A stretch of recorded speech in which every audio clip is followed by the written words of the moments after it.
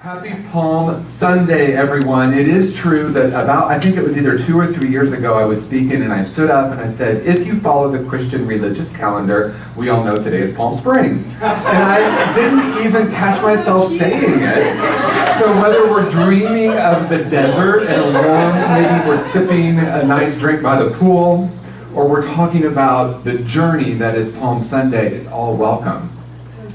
So I'm struck by a couple of different things. We have a couple different conversations that are emerging this morning as an opportunity for what we're going to be with. One is to forgive or not to forgive, which is the title of today's talk. And the other is this story of Palm Sunday and what it might mean to us. And I have no idea how those two are going to intersect, so that's going to be really fun to play with. I want to start actually with the story of Palm Sunday, and thank you, Amy, for so beautifully sharing your own interpretation of it and what it means to you. In my own life, I have followed, if you will, a lot of different paths.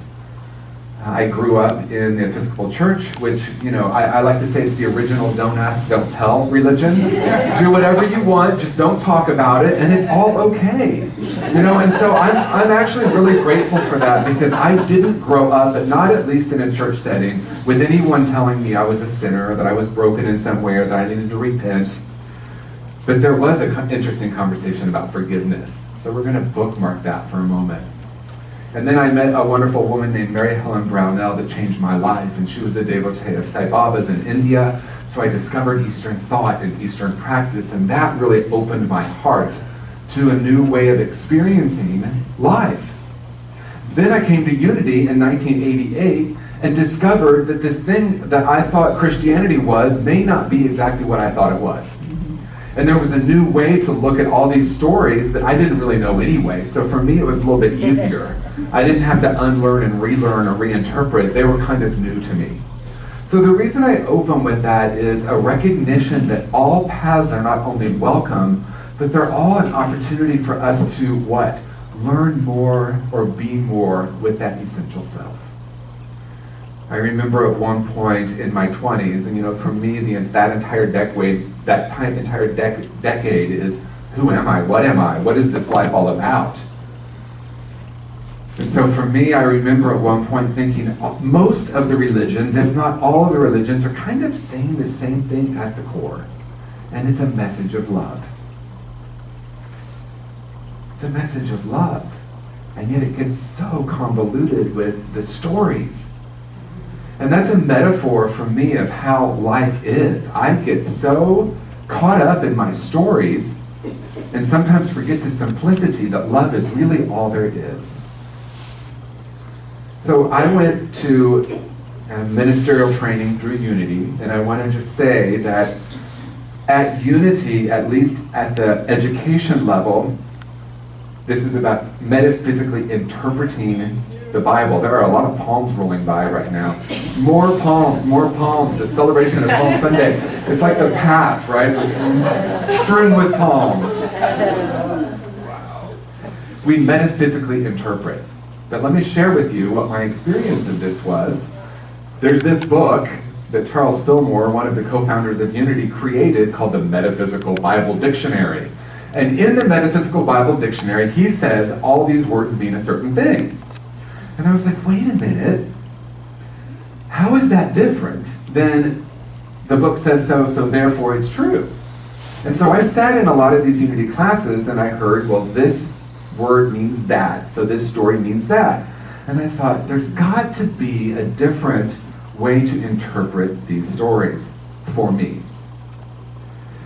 Yesterday, we had our mini retreat and we talked about the 4 levels of conscious awareness that I put out in my book, and it's certainly not a new framework. Come to find out that a lot of people have been using a very similar framework, including Michael Beckwith, so I'm grateful for that.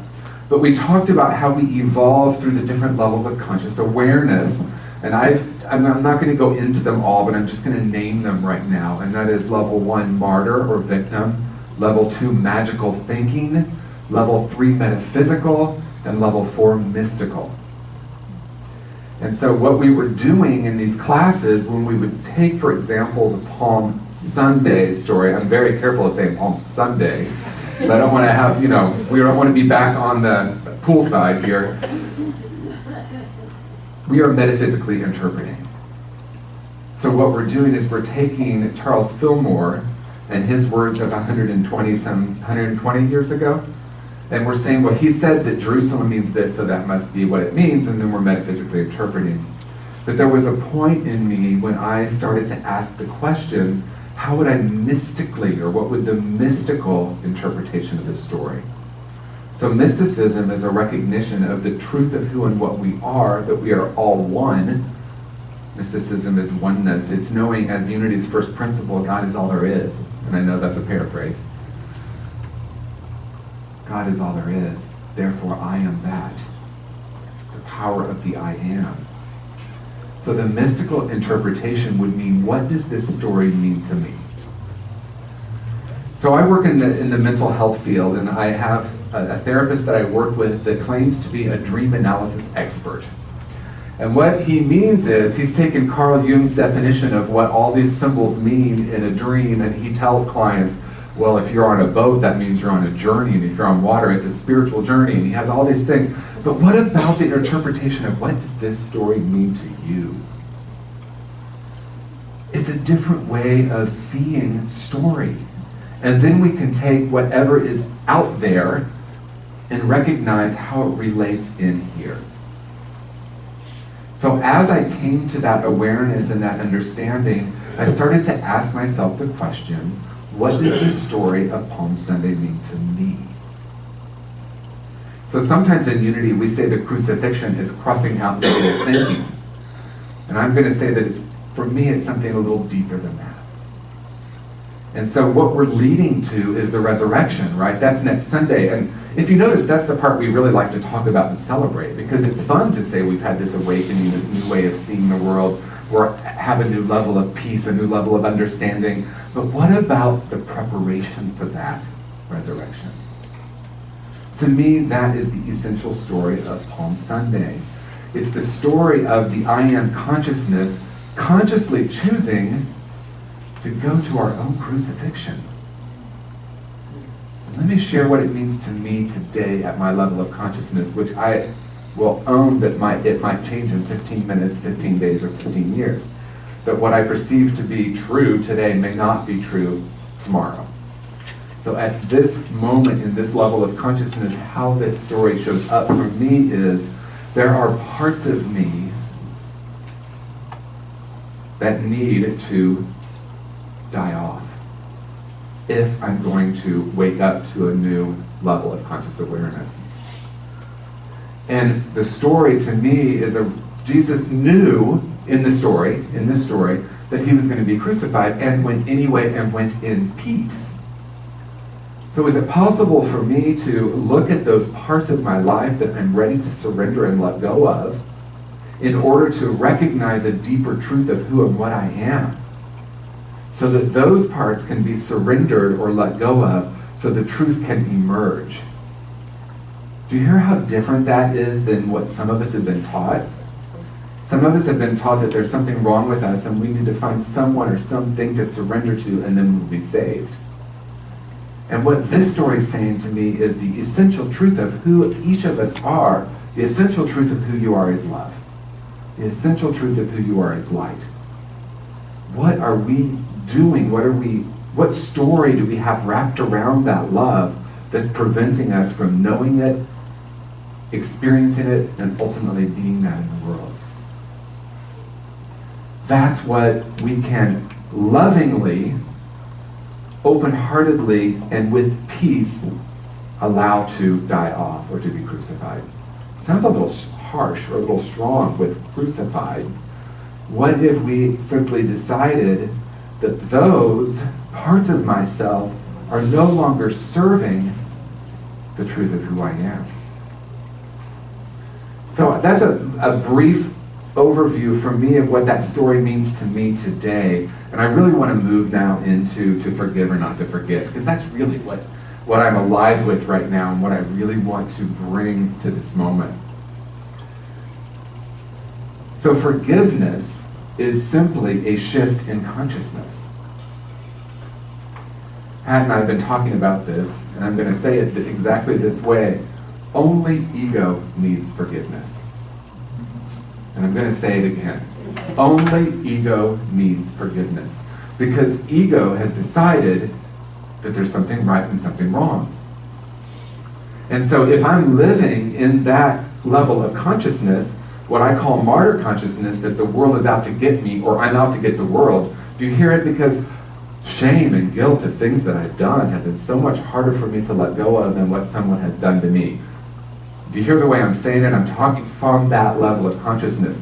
From that level of consciousness, you have harmed me, but I'm going to be oh so spiritual and forgive you. Right?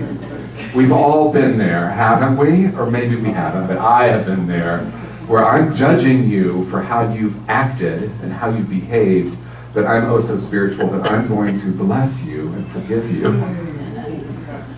As we evolve into maybe what we would say higher levels of consciousness or deeper levels of consciousness, we recognize that the only thing that needs to change is my perspective and my opinion of the story. And so as I was preparing for today, there was a voice in me that said, someone sitting here might say, but what about something really horrific? What about something really horrific? What if someone were to kill a family member of mine? How could I ever possibly forgive that? Because if this is simply a shift in consciousness, what we're saying is, at the mystical level, nothing needs to be forgiven ever. Because at the mystical level, we recognize that the truth of who and what we are is love, and the truth of who and what you are is love. And how could there possibly be anything that needs to be forgiven? So I have been sitting with how to talk about those things that we call horrific. And then lo and behold, a quote came across Instagram. I love Instagram for that. From Eckhart Tolle. And he said, acceptance of the unacceptable. Acceptance of the unacceptable. What's the rest? I asked Amy to remind me exactly what it said. Is the way that we access grace in this world, or that we bring grace into the world. Living in a state of grace, to me, is living beyond cause and effect, beyond good and bad and right or wrong. It's a state of, yes, I have done things that I don't want to repeat again. I have harmed people. People have harmed me. And I want to give a little cliff note to this. In that state of consciousness, I believe that I've harmed people and that people have harmed me. And then I wake up to a new way of being and seeing and recognize that it's only my story about what happened that is causing suffering. We talked yesterday in our mini retreat about the spiritual bypass, because we can sometimes pretend to be at that level when we're not really there. Now, what I want to say about this level thing is that it may sound a little bit like we're judging these different levels of awareness. What we know is that we're all capable of any of them at any moment. So this isn't about someone being more evolved or more awakened. This is about a moment-to-moment decision about where we want to put our focus. Do I want to focus on that seemingly part of myself that is God? Or do I want to focus on that part of me that experiences that pain and that suffering of separation, of fear? So at this mystical level, then, we recognize that nothing needs to be forgiven. But it doesn't mean that we don't go through the process of forgiveness. That's why we call it a spiritual practice. Because what I recognize is that we do feel the emotion of what is present. I don't want to pretend that it's not true. So if I'm feeling hurt, if I'm feeling angry, if I'm feeling sad, I want to honor and lean into that and recognize, though, that I'm the cause of that. I am always the cause of my own suffering. Pain and suffering are different. It does hurt when someone does something to me. It does hurt when someone I love walks out of my life. It does hurt me when I say words that I later regret because they were hurtful. And I recognize that I have a choice in how I relate to that. Suffering is, I shouldn't have done that. They shouldn't have done that. You shouldn't be doing that. So we're waking up to a new way of being and seeing. So to forgive or not to forgive, that is the question. Because we might think, oh, I really need to forgive. Again, all it is a shift in consciousness. It's a shift in awareness to something that is much truer than the story I've been carrying around. My friend Gavin said he was 37 years old and he realized he was still blaming his mother for his posture. She didn't teach me to sit up straight. And then he thought, one day I thought, I'm 37, I can sit up straight. I can stand tall. I can make a conscious choice to focus on my posture. The choice is mine. And you know, it seems like a silly metaphor, but how many of us are walking around, honestly, if we really honestly take a look, if I really honestly take a look, am I still blaming something from my past for what's happening today? And guess what? This is a new moment. I actually can stand up straight. And I can honor that part of me, that seeming part of me, that still thinks that it needs forgiveness. For me, it's a process of going back and forth to from this, these two different seeming truths. So it's always paradoxical, right? So in closing, what I want to invite is for you to sit with, I'm going to invite us to take a moment. Maybe you want to close your eyes for this. Take a moment and think of a situation that wants or needs forgiveness. It could be a person, it could be yourself. Sit with that for a moment. So we might think the next question is like, can we forgive them or how do we forgive them? But the question is this: what's the story that you're telling yourself about that situation? Sit with that story for a moment. And then what I want to ask is it possible to live beyond that story? Is it possible to recognize that there's a deeper reality within you and the situation that is beyond this story? And sit with that for a moment. I just want to ask you to repeat after me. I am willing to see this differently. I am willing to see this differently. I am willing to recognize love. I am willing to recognize love. I am love. I am love. I am light. I am light. I am forgiveness. I am forgiveness. Thank you very much. That's really what we do now. We take a look at the story that we've created in our mind and ask ourselves the question, what would it be like for me to live beyond this story? What would it be like for me to let myself off the hook? To let them off the hook? To let mom off the hook? To let dad off the hook? To let, Mrs. Norman, my second grade teacher. Right?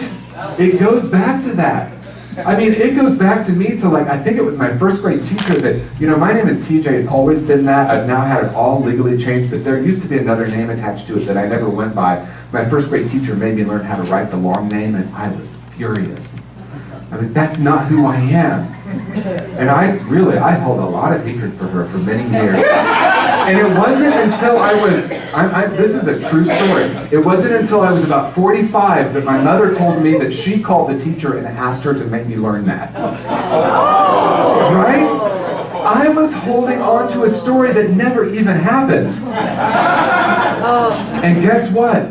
That's what the lack of forgiveness is. We're holding on to a story that never really happened. Not in the way that we're holding it, right? So what would love do? Yeah. So forgiveness becomes something that's very simple. We simply rest in a deeper reality of the truth of who and what we are. Thank you so much.